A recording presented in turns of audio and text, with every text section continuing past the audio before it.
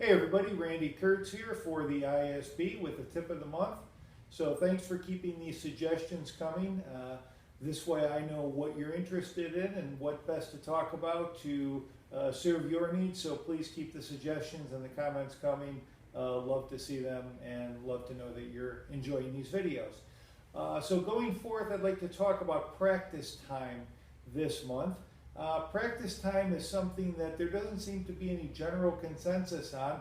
A lot of players will start playing and just sort of get lost in time and play well over an hour, and some will play for little bits and pieces. But I find that a lot of players that are coming in that are serious musicians are playing for well over an hour in practice, besides performance. So when practicing, because performance you're not going to be able to control as much, in practice time, I find it's best to go about 50 minutes and then take a little bit of a break.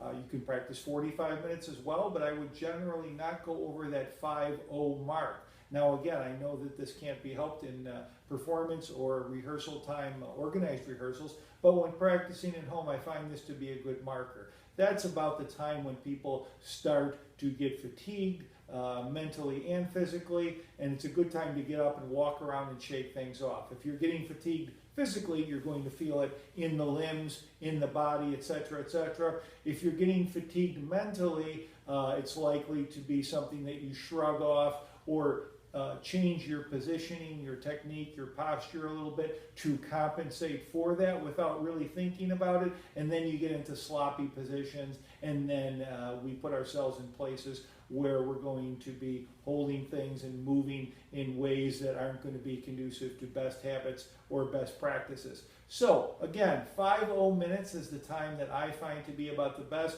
or 45 minutes. If I have someone that is coming back from an injury and just starting to get back into it, I'll usually have them start at maybe a half an hour or 25 minutes and work up each day in 5-10 minute increments after that, maybe taking a day off after a couple of days. It all depends on the type and severity of the injury. But when we work our way back up to that 50 minute mark, I find that to be really sort of the sweet spot as far as all this goes.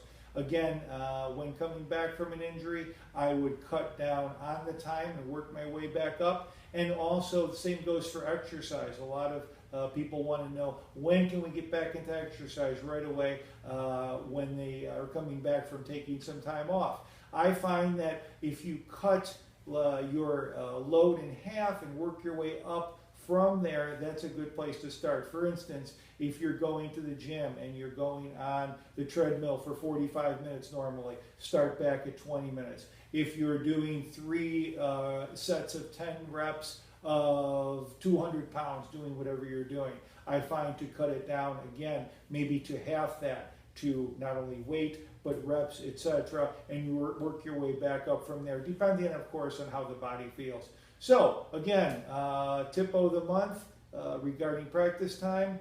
Keep the comments coming. As always, my book is available at www.drkertz.com, where I also do Skype consultations. Also, my book is now available as an ebook at www.basebooks.com. Just like it sounds, basebooks.com, and they also have the physical copy of the book, and so does your society, which is where you should order it to, if you don't already have it, to help the society out. Okay, so see you next time. Again, keep the comments coming. Randy Kurtz signing off.